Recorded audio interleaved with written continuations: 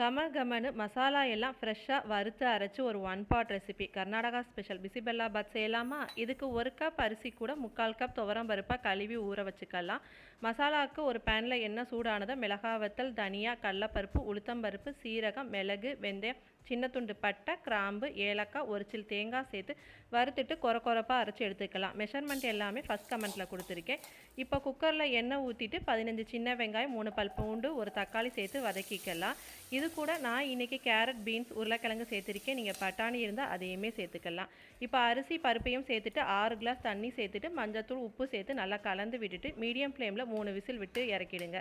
நல்லா மிக்ஸ் பண்ணிவிட்டு கரைச்சி வச்சுருக்க புளியும் சேர்த்து கொதிச்சு வந்ததும் 3 டேபிள் ஸ்பூன் ரெடி பண்ணி வச்சுருக்க மசாலாவும் சேர்த்துக்கலாம். தாளிப்புக்கு கடுகு, உளுந்து, கருவேப்பிலை, வெங்காயம், வத்தல் சேர்த்துட்டு நெய்யும் சேர்த்து கலந்து விட்டிங்கன்னா சுட சுட பிசிபெல்லாபாத் ரெடி. இதுக்கு சைட் டிஷ்ஷே தேவையில்லை. காரா பூந்தி தூவி சாப்பிட்டீங்க, டேஸ்ட் அப்படி இருக்கும். ட்ரை பண்ணி பாருங்கள், என்ஜாய் பண்ணி சாப்பிடுங்க.